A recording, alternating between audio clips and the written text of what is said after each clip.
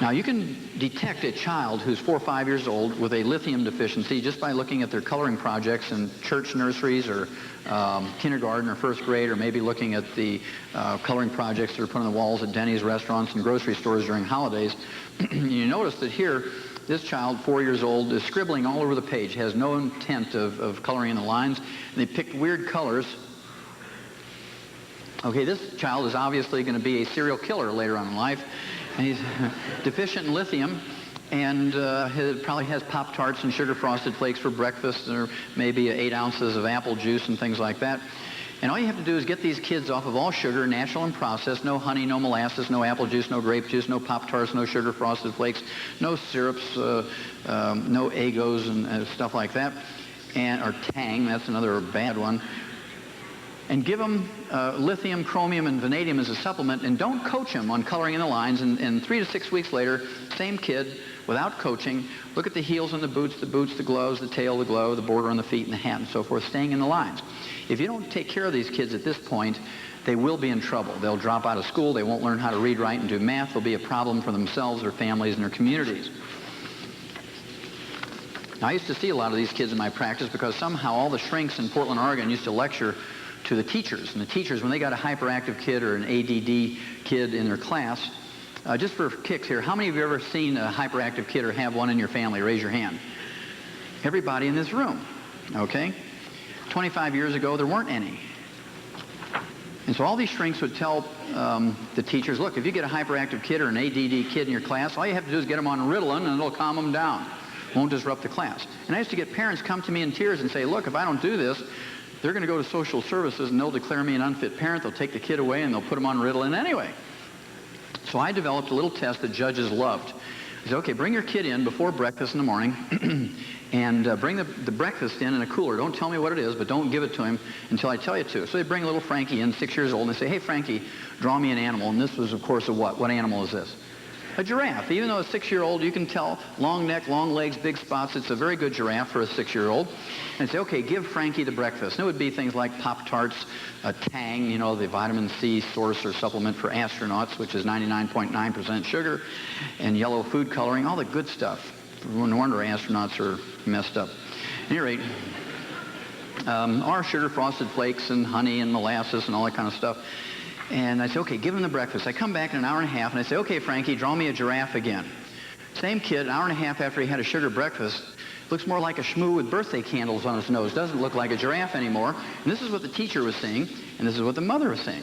And so all you had to do is get Frankie on a real American breakfast. I mean, oatmeal and eggs and real orange juice, and supplement him with chromium, vanadium, and lithium, and he could learn how to read and write and be a sociable little character and became #1 in the class. Now, if you don't deal with this, when they're 4, 5, 6 years old, you begin to see things like this. This is a geographic tongue. They get ulcers on the tongue because they don't have enough vitamin B, zinc, and things like that. The kid is hyperactive, has learning disabilities. He's going to drop out of school when he gets to be a teenager. He's going to be experimenting with drugs and smoking, and he'll be a problem for everybody and himself. If you don't deal with it then, when they hit 12, 13, 14 years old, they start looking like this. I want you to go home tonight and look at your kid's eyes and look at the grandkid's eyes. These are allergic shiners. This kid wasn't physically abused. This kid has too much sugar in his diet, no chromium, vanadium, or lithium, can't learn how to read, write, and do math. He's going to be a high school dropout, going to be a real problem for the family and himself. If you don't deal with it then, when they hit 18 to 20 years of age, they look like Johnny here. You don't have to be a clinical psychologist to see that he's depressed. Look at the allergic shiners under his eyes, and you read about kids like this in the newspapers all the time. He asked Grandma for the car keys on a Friday night like this. Granny, I want to cruise town. Give me the car keys. I mean, when I was 16, I would have plowed the field without a tractor to get the car keys. I'd taken a spoon and done the whole field just to get the car keys. But today, these kids are different. He walks out to the garage, gets a baseball bat, comes back in, wham! Knocks Grandma's head off, picks up the car keys, goes cruises town. 2 o'clock morning, comes back, he kind of kicks her. Yeah, she's stiff and dead, so he puts a gun in his mouth and blows his head off. And you read about this in the newspaper the next morning. It says, teen goes berserk. Bludgeons grandma to death. Autopsy fails to reveal the presence of drugs. That's the key sentence. Autopsy fails to reveal the presence of drugs. You see this all the time. These are teenagers who are gorked out on sugar. They've been on Pepsi and ding-dongs his whole life and has not been supplemented with chromium, vanadium, and lithium. Now, when I grew up on the farm, We actually carried sidearms when we were working in the field because we had groundhogs and things like that rooting up the fields, and we had 22s. You get a little older, you get a 38. You get a little older, you got a 357, right? And when I got to be about 20, I carried a 44 Magnum. Boy, I was tough. And, I mean, them groundhogs didn't have a chance. Just the echo would get them. And we carried a 22 and a shotgun, things like that. We had these little saddle sheaths, you know, on the tractor, and we thought we were big stuff. And we had poisons we could kill predators and pests with. And we had machetes and pitchforks. And we had machines we could grind people up with and spread them on the field and plow them in. Nobody could ever find them. But we were good Christian kids. We didn't do stuff like that. Even though we had all this stuff at our beck and call, we didn't do stuff like that. But today you see things like this in the newspaper all the time, where a 14-year-old boy, Eric Smith from New York, clubbed a little 4-year-old to death with a 32-pound rock just to see what death was. And Eric Smith, 2 years before this, before he murdered this little kid, was diagnosed by his personal shrink as having intermittent explosive disorder. And so his defense attorney tried to get him off as being innocent by reason of temporary insanity. Now, intermittent explosive disorder, 50 years ago when I was a kid, we used to call it throwing a tantrum. Now, my dad could cure intermittent explosive disorder in about 3 seconds. All he had to do was start fiddling with his belt and saying, and man, I was cured of intermittent explosive disorder. But today, because the average American eats 148 pounds of sugar every year, and some of you are eating 300 pounds because I don't eat any. Which one of you is going to be the Jeffrey Dahmer? I don't know. At any rate, because we have this problem, you're seeing more and more and more of this. And in the next 10 years, the prediction is we're going to see a huge epidemic of violence, not from old hardened criminals, but from teenagers. This wasn't around 25 years ago, attention deficit disorder, but now it's on the cover of Time magazine because so many families are broken up. One or both of the individuals, adults in the family, have attention deficit disorder, or the people lose jobs, they become antisocial, they become alcoholics and drug addicts because of their personal emotional problems, and all they have to do is get off of sugar. No Pepsis, no ding-dongs, no honey, no molasses, no apple juice, no grape juice, no processed or normal or natural sugar in any way, and get supplemented with chromium, vanadium, and lithium. Now, this little gal here 300 years ago would have been a vampire or a werewolf. She would have been burned at the stake by her own fellow villagers, or maybe the head of the village would have killed her by driving a stake through her heart as everybody held her down. Her name was Susan Smith.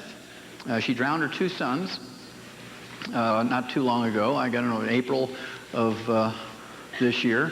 And we've learned a lot about her since she killed those 2 boys. In high school, she tried to kill herself twice, tried to commit suicide twice in high school. She had a lithium deficiency in high school. 5 years out of high school, she was diagnosed with manic depression, and she was given the wonder drug Prozac instead of the nutrient lithium. I guarantee you, on the night before she drowned those 2 boys and killed them, she didn't have a good 8 hours of sleep, wake up in the morning and have oatmeal and eggs for breakfast. This gal spent that night running around from 7-Eleven to 7-Eleven, maybe went to a few taverns looking for her boyfriend, drinking 32-ounce gulps and whatnot. And she was gorked out that morning when she drowned those 2 boys. I mean, she was trying to be logical. She says, well, my boyfriend doesn't like the kids, and so the only way I can have my boyfriend is get rid of the kids.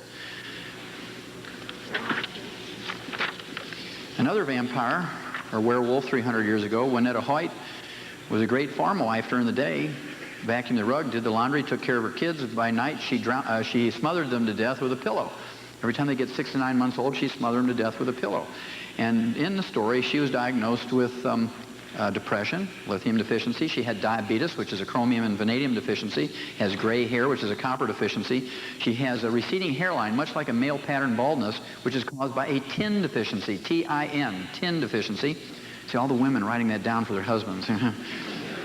She also doesn't have any teeth in her mouth, which is osteoporosis, doesn't have any calcium, magnesium, boron, strontium, and other minerals. She has a goiter, which is an iodine deficiency. She has no less than 8 mineral deficiencies. And it's no wonder. She probably watched Oprah all day and ate ding-dongs and chocolate and things like that. And so you can understand why she was hearing voices telling her to send her kids to heaven, because it wasn't nice on earth. Last one, before we get down to the final stages here, and then we'll open it up for personal health challenges. This guy here, I would have loved to have seen his 4-year-old coloring projects, because I could have diagnosed him as a serial killer when he was 4 years old. He was caught eating roadkills when he was 4 years old, sitting on the edge of a state highway in Indiana. When he was 7, he was thought to be part of a satanic cult because he was twisting the heads off of neighbors' pets and chickens and birds and whatnot and tacking them onto their door jambs. And then when he was 13, he was a full-blown alcoholic. He would sit in the class, drink beer, and crush the beer cans. And the teachers were so terrified of him, they wouldn't kick him out of class because they were afraid he was going to burn their house down. When he graduated high school, 1 week after graduating high school, when he was 18, he killed, dismembered, and ate his first human victim. He then got into the Army and became a medic. He applied for medical school. And the only reason he didn't get accepted, his grades were very good because they all gave him A's just to get him out of there, right? So the only reason he didn't get accepted into medical school was he was under treatment for alcoholism in the Army. They finally kicked him out, and he went up to Milwaukee and lived there for 4 years with his grandmother, and he worked in a chocolate factory for 4 years. He took his paychecks and he bought alcohol and drugs at night. I mean, he was a raging alcoholic. During the day, he ate for breakfast, lunch, and supper chocolate, because it was free, working in that factory. And after 4 years, when the chocolate didn't satisfy his cravings anymore for these minerals, his pica and his cribbing symptoms, he killed, dismembered, and consumed 17 human victims. This is Jeffrey Dahmer. We could have picked him out when he was 4 years old, but they sent him to counselors instead of giving him some minerals and getting him off of sugar when he was 4 years old.